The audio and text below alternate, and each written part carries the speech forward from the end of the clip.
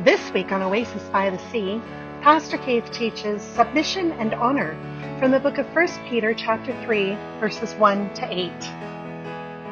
When I started the series on 1 Peter, I reflected to myself that I'd never heard anyone do a sermon series on 1 Peter.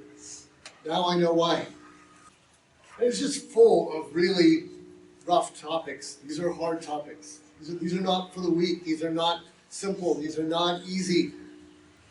In the last couple of weeks, we've gone over topics like how do we deal with government? None of us like this thing of we're supposed to cooperate with government. And then last week we talked about what happens if I'm in a terribly unfair situation that I can't do anything about. What am I supposed to do? And the advice from Peter was humbly endure it with grace and honor. We don't like hearing those things, that we don't love our difficult situations. And now we're going to talk about families, husbands and wives. I believe the entire Bible is both true and applicable. I don't know if that's a value that you have as well. That's a value I have. That's a value of our church. That comes with benefits and it comes with challenges. The benefit is I'm not responsible for figuring out which parts to remove. I have to decide which parts of the Bible are right and wrong, and that's good. And which in turn creates an important relationship. I'm subject to the Bible as an authority. The Bible is not subject to me as an authority. That's a very specific distinction in the way that we approach the Bible. This is the key concept to me in my preparation when I preach. I spend a lot of my work simply digesting how the passage should apply to my life. I'm going to read the passage in its entirety real quick. We are in 1 Peter chapter 3, verses 1 through, and I'm going to go through verse 8 where I was with the children. This is 1 Peter. There's not slides for this. I'm just going to read 1 Peter chapter 3, verses 1 through 8.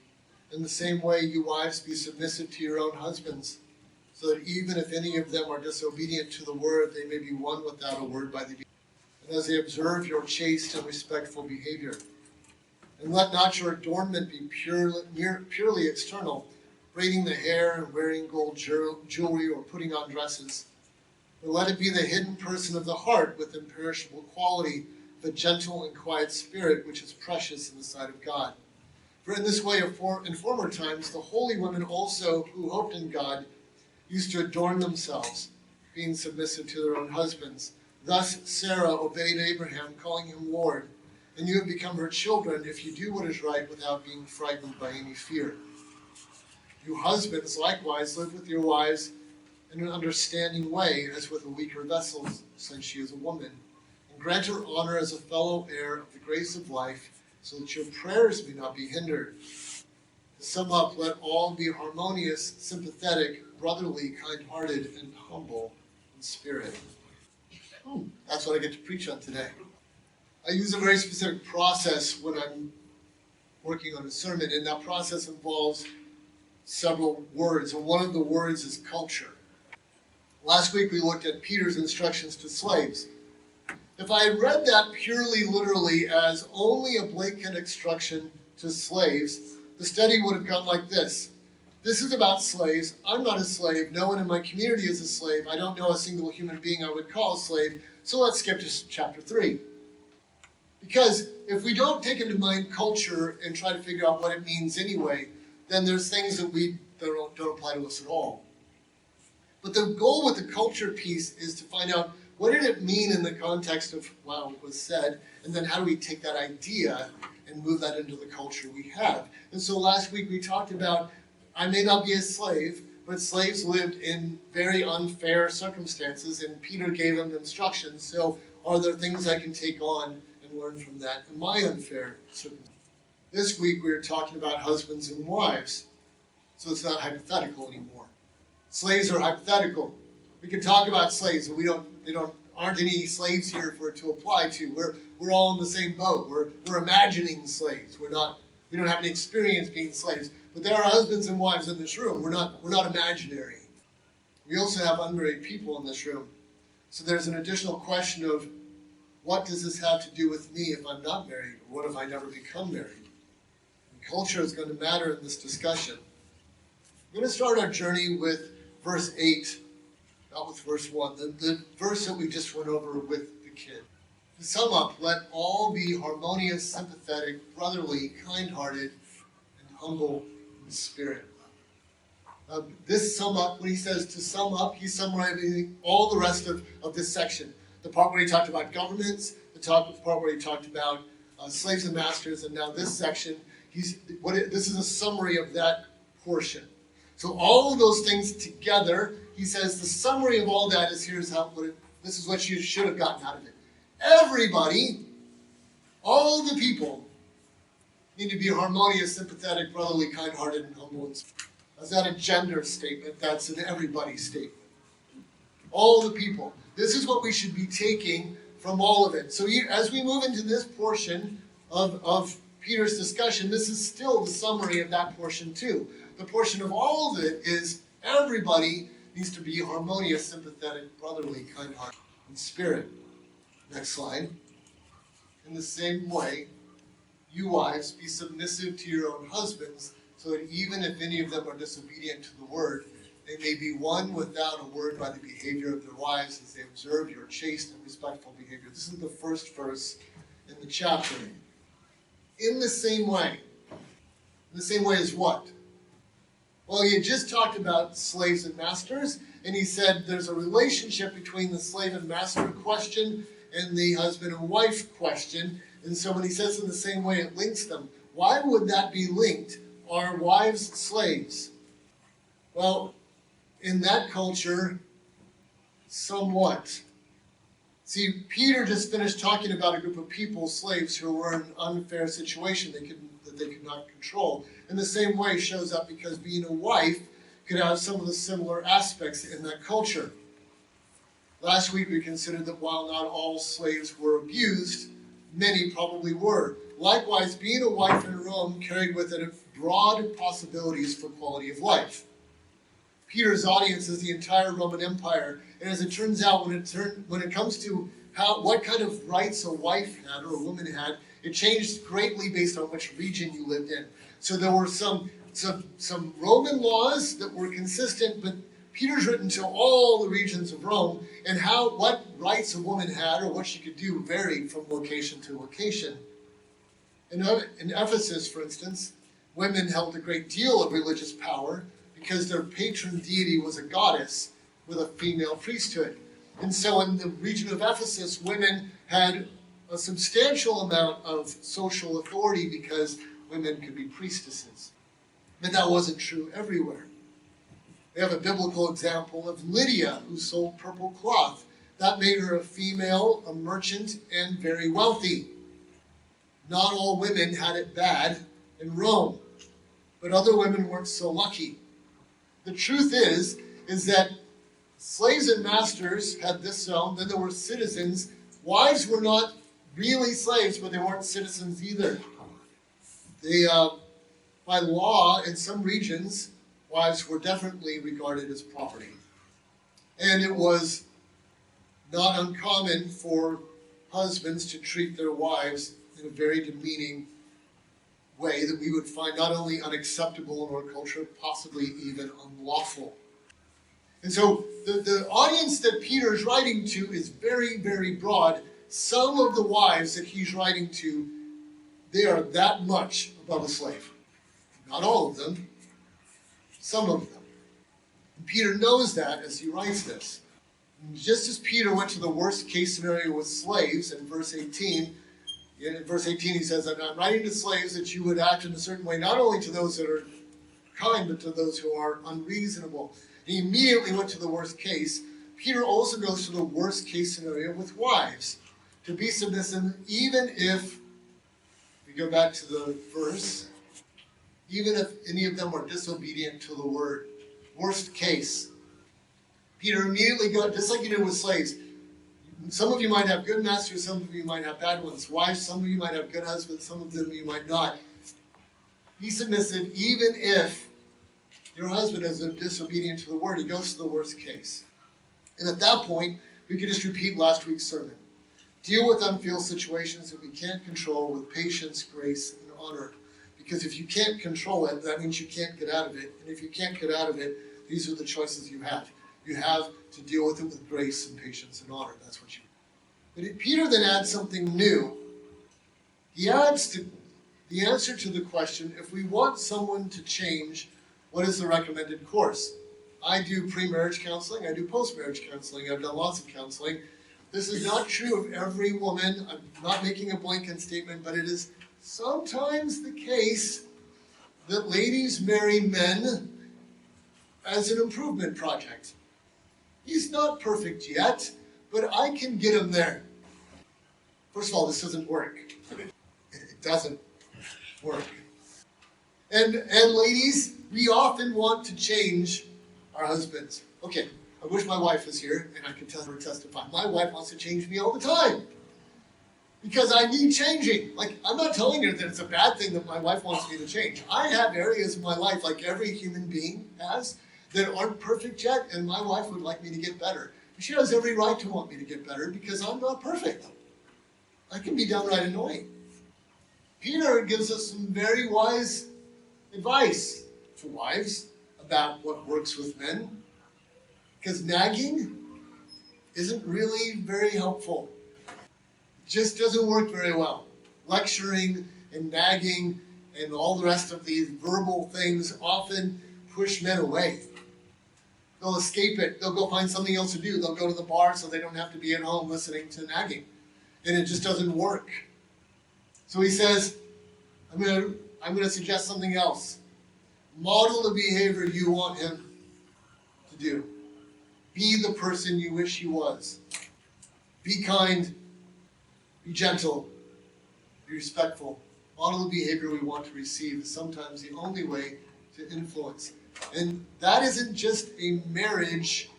If you're here as a single, that's not just a marriage principle. Sometimes we're in a situation where the boss or whoever is in charge is not the way we wish they were, and they aren't listening to advice, and there's no opportunity to do anything different, and here's what we have left. We can model the behavior we wish they would. We can be the best example. We can challenge them by our very presence.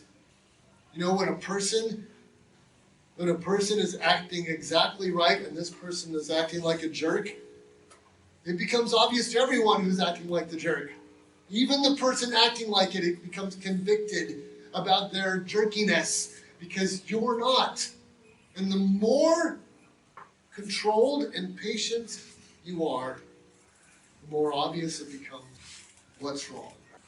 He wrote without a word. So that means not nagging, complaining, or arguing, because all those things require. So as Peter moves into this new topic of husbands and wives, it's at first very much a continuation of exactly what he was talking about concerning slaves. But he doesn't stay there. He moves on to a very different space. Let me say up front that this environment of Exmouth is a location where physical vanity seems to be a massive issue, but we're going to read this first because it's there. Let's look at verse 3. And let not your adornment be merely external, braiding the hair, wearing gold jewelry, or putting on dresses, but let it be the hidden person of the heart, with the imperishable quality of a gentle and quiet spirit, which is precious in the sight of God. I've lived in some places where the vanity of clothing, jewelry, hair, and fanciness was a big deal. And not just for women, but for men as well. This isn't, I would say in Exmouth, I don't see a lot of people spending massive amounts of money on jewelry. What I might see more often is the person with the perfect body wearing no clothes. Or almost no clothes. A different kind of vanity. I have worked out, and you know it. Still vanity. Still physical. Pardon? Still external. It's still external. It's a different. It really falls in the same category, in a sense. When our way of appearing good, of being accepted is our mental image. If I could only look right, then I'd be accepted, right? Or I'd be regarded well if I could just have the right look. Whether that's the clothing we wear or in an environment like this, the bodies we have. Next slide. If we want to be attractive, who we are is a more meaningful thing than if we want to be attractive, that's the idea. And from a marriage perspective, here's the thing. See, marriage is for life. I don't know if you knew this, but as you get older, you don't get to keep the same body that the other person married. Physical attractiveness and being physically perfect couldn't keep you together for a few years, and if that's what's holding you together, but you don't get to keep that body. If there's not something more powerful in a marriage than you look good to me, you're in dire trouble, because we don't always look good. We don't always look good. Two people focused on being who they should be will have a much easier time than two people trying to look a specific way. I was in the military for 25 years. We had some really interesting marriages in the military. Some of them were for strict convenience. And when I say that, there'll be two people. They've been sleeping together, but they didn't really care much about the relationship. But they realized that if they got married, they could live in off-base housing, and both of them could be paid a military stipend, and they could both get more money. So they'd get married just for that. And they'd say weird things like, yeah, we can stay married, but if she ever starts to put on weight, I'm out of here. Like that actually came out of people's mouths. I heard things like this. And it's tragic that we have relationships. They may have said it in the military. I think there's other people thinking it. If she doesn't stay perfect, well, then I'll go find someone else. I think our internal person is what holds us together. We're going to talk about that a little bit more. Peter takes the first topic of submissiveness and then the second topic of adornment, and then he mashes them together and he links them to an example outside of the culture of his audience. Let's look at verses 5 and 6.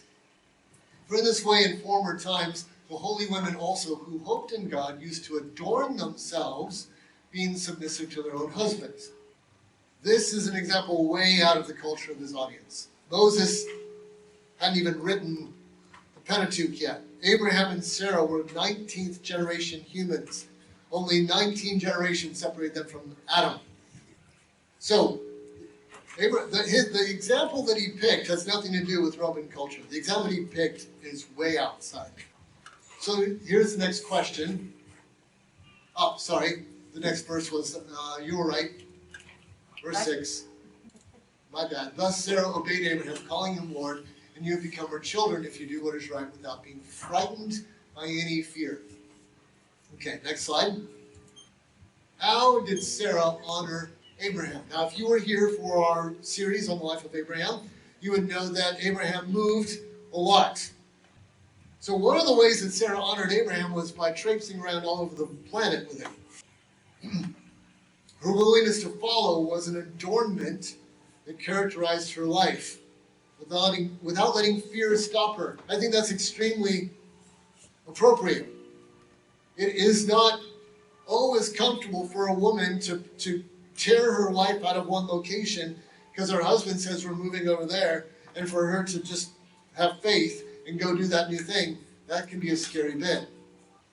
Fear of moving, fear of the unknown, fear of the Pharaoh when they went to Egypt. When I preached the life of Abraham, I focused heavily on his journey of faith. Sarah's journey was possibly even harder because it was Abraham that God kept talking to, and Sarah just had to trust her husband. That's hard. I find myself thinking of my own wife as I went through this. Buying a house was scary for her. This was not her idea, it was my idea. She chose to trust me even though it was terrifying. She had to choose to not be frightened by any fear. And so many times in our marriage, she's had to do this. I was in the military, moved every 2 to 3 years because that's where my job took me. And every single time she had to trust. Coming here with a limited income and the amount of money we spent to get here. Now she's living away from her home so that we can have an investment in America. Usually, these are all because she was following decisions that we made, and yet, despite the fact that we made them, at the front of it, I was driving. I have an enormous amount of loyalty to my wife, in part not because of the adornment of her exterior appearance, but because of the adornment of the trust that she has put in me for 30 years. The gems of her loyalty and faithfulness to me in a massive pile of life risks that we have journeyed through together. And like Abraham, not all of my choices have been very good. And like Sarah, Cheryl has followed me anyway. Culturally, you may relate to that more or less. Culturally, I don't know whether in your family, mom has followed dad and dad's career. Maybe in your life it's opposite. I'll tell you that historically, women have had to follow their men far more than men have had to follow their women. And by far more, I mean by a massive margin that would be very difficult to explain. That has simply been the common way things have been. Peter's advice to wives is both cultural and timeless. Be beautiful inside and out. When you must follow your husband, do so boldly and faithfully. And if your husband is ungodly, you'll have better luck changing him with your character than with your voice. And those instructions are to women about being women. They're not instructions to men about what to demand from your wife. There's an interesting thing in the Bible I like to point out.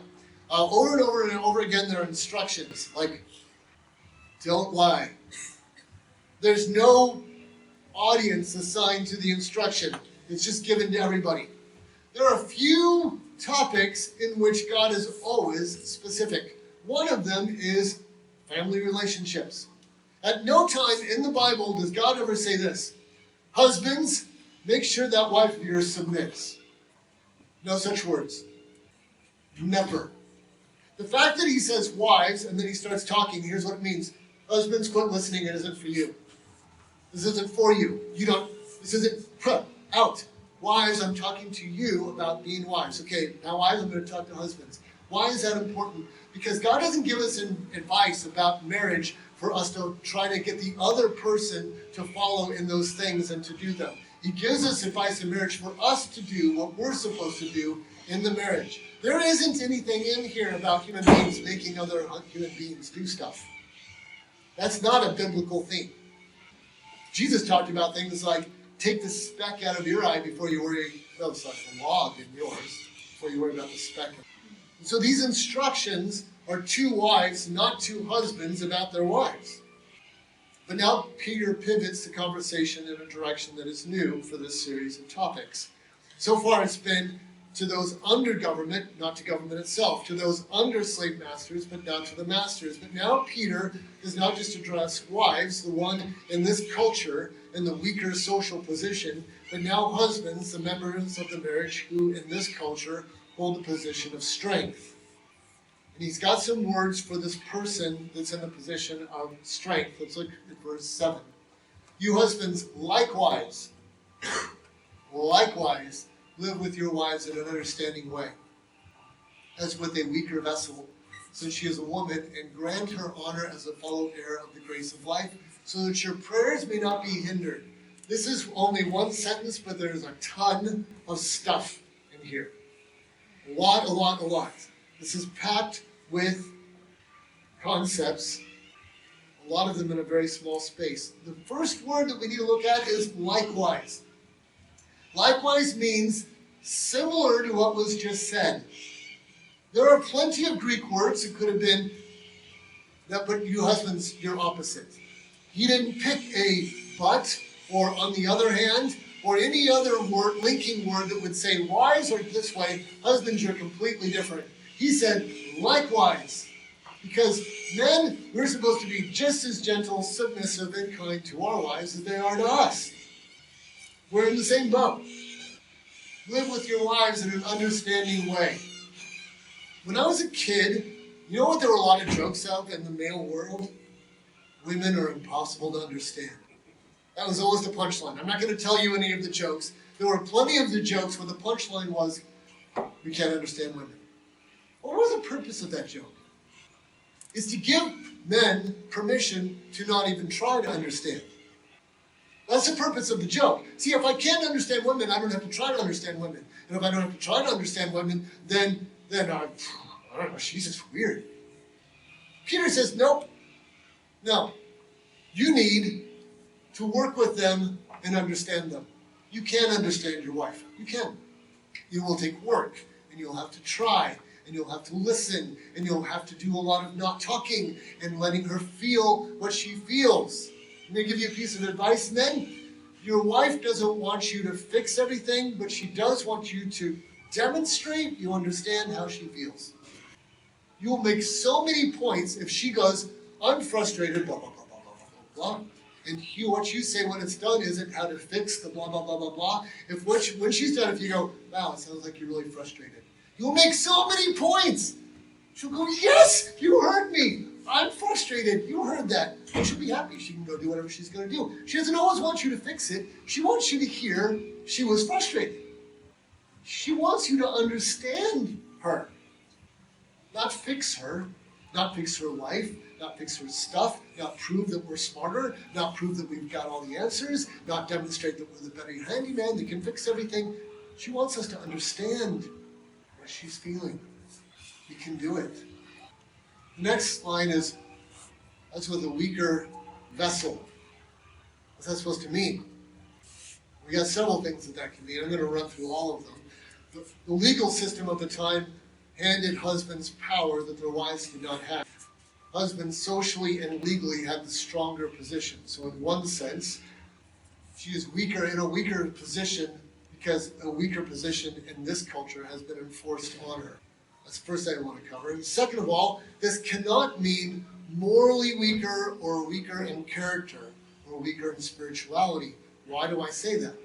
Well, if we went back to verse 1, what situation did Peter point out? The situation where the wife was more obedient to God than the husband. If men are categorically spiritually superior, then Peter wouldn't have any reason to write that she's a weaker spiritual vessel. Those two ideas are contradictory. So any man who says, it's either the weaker vessel, I have all spiritual knowledge, and she's the weaker vessel, they're not understanding. Peter acknowledged right off. Now, the woman in the family might be the more spiritual one. She might be the more obedient one. She might be the one who has better spiritual understanding. You might not know what you're doing at all. That can happen. Number 3, I think this is one of those times when literal is the best path. I'm going to use Cheryl and I as an example, and I'm going to share an example of my life I am not proud of. I'm only doing it because I need an illustration. So I'm going to do this. First of all, as far as men go, I'm not very strong. All of you already know that. Anyone who's done any work with me, you know what happens? Like we put that fish back up on the wall. That thing is heavy for me. We had another member of the church. He did not even suggest that we put the fish back up when it was him and me. When another man walked in the room like, hey, let's put that fish up. Like, because I can't lift that. I have never been the strong guy. I'm not embarrassed by that because I can't do anything about it. I have a lot of other gifts and talents. Physical strength is not one of them. My wife, on the other hand, is not a weakling. My wife is a pretty big woman who can move stuff. I'd say for her age, she's at least average strength for a woman. So I'm a puny guy. Cheryl is at least an average strength woman, probably better than that. And yet, Cheryl has never been scared of me. Sorry, reversing that. I have never been scared of Cheryl, but Cheryl has been scared. That's the part I'm not necessarily. I have been so angry that she was frightened. I've never touched her. I don't emotionally abuse my wife. I've never hit my wife. None of those things. I've been so angry that my wife was scared of me. I am puny. She is not. How does this happen? Why is my wife, is it possible for her to be scared of me, but I wasn't ever scared of her? Now, by the way, there's always exceptions to every rule or thought. There are men in the world that are scared of their wives. There are. I feel for them. That isn't imaginary. That is not the common rule. That's not normal. You know, in the movies, It's popular today to have female heroes that defeat scores of men in hand-to-hand combat. That is fantasy. Like the Force is fantasy. Like Harry Potter is fantasy. A woman in hand-to-hand combat with 20 men gets beat down and hurt. That's what happens in real life. Women can't do that. Men have dominated women throughout history by force. Let's just be clear. A great deal of history, male dominance has simply been because men were bigger and they could, in general, she is weaker. So you protect and you are gentle and you understand and you grant her honor. Yes, you could physically force a situation at any time, but you don't. You are responsible for how you treat this weaker vessel in your life. If I can scare my wife, any man can scare his wife. We need to live with the constant concern for the well-being of this person that we share life with, even more so because we usually possess more physical power. As obvious as that sounds, I really think he's talking about our physical selves. I want you to see how he finishes it. He finishes it with fellow heir of the grace of life. Fellow heir would mean siblings. And Dad is giving us the same inheritance. That's an equalizer. We're to treat her like an equal. Fellow heir, that's an equal word. So that our prayers may not be hindered. How about that warning? Our prayers would not be hindered. I do not know if that warning shows up elsewhere in the Bible. If it is, it would be very, very rare. I tried to find another time in the Bible. I wasn't successful. Maybe you would have one you can tell. That's a very specific warning. We're almost done. Here's the translation from God. Next. You want to bully your wife? Then don't expect me to care about anything you have. You want to treat your wife like garbage? Then don't expect me to care about anything. That's the translation. You treat your wife well, or God isn't listening to you. He didn't say that to wives. He said that to husbands. I find it interesting that when we look in Ephesians, he talks about women loving their husbands, and that's great. Then he says, men love your wife like Christ loves the church. Oh, okay. That's a complete uptick in requirement. That's far higher. Far, far, far, far higher. The demands on us as men to love our wives are higher and more costly than our wives to us. And all of that, if we went back to verse 8, is to be harmonious, sympathetic, brotherly, kind-hearted. So how are we going to be more like this? How do we grow to be more like this? Last Tuesday we talked about personality in relation to spiritual gifts. I feel like I bobbled it a little bit because we were talking about, can God change who we are? And we had a bit of a conversation about that. And by the way, I believe that he can change who we are. We struggled with it a bit. I just want you to know, physics works. That's why I drive a car. But God can overcome physics. Chemistry works. Medicine works. Mathematics works. But God can overcome all those things. It is wise of me, I daily work within the parameters of psychology, physics, chemistry, because it works. But just as God can overcome physics, God can overcome psychology. Our prayers need to be a prayer of submission. God, you have permission to change me, to mold me, to adopt me, to rebuild me. As part of your gift to me, I accept that you have the right to change me, and I give you that permission to do the changes you have in mind. See, I'm not preaching all this so that we can all make this list of things and try harder, and I don't mind if you try harder, and we should be mindful, but at the end of the day, here's what we really need. More than we need more trying, we need more Holy Spirit working. We need God working in our life to mold and transform and renew that mind that needs renewing. We need the Holy Spirit transforming us in Christ. And so our time in worship and reading and submitting to God's work in our life and actively wanting the Holy Spirit to be part of changing who I am is more valuable than making a list of qualities I'm going to try to do. Because the purpose is transformation. The purpose isn't trying harder to please God. purpose is to become more like we need to be, that God has His work in us. Being mindful of each other is a great start. It should be something that we do all the time. And quite frankly, as we continue in our journey of this transformation of the building, and we're picking colors, that, there's nothing more likely to divide a church than getting new curtains. We have to do all that stuff. We have to do all the things that could just split a church in half over stupid stuff.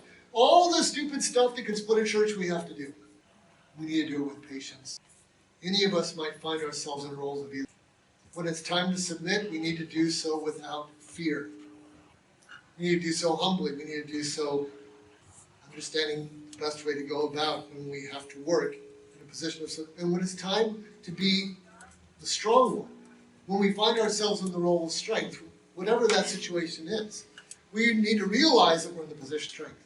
We need to be gentle, considering that the people around us may be fragile. We need to act with understanding and care. Whether that's in a marriage relationship or a work relationship or in a social relationship, when we're in the position of strength, the advice here is, how do you, when you have the advantage, treat the people that don't have the advantage? How do you do that? Well, what does God expect from us? The call of Christ is submit to each other as all of us submit. The call of Christ is that all of us would submit to all of us as all of us submit to God. Let's pray. You've been listening to Oasis by the Sea. Thank you so much for joining us today. May God richly bless you until we see you next week at the Oasis.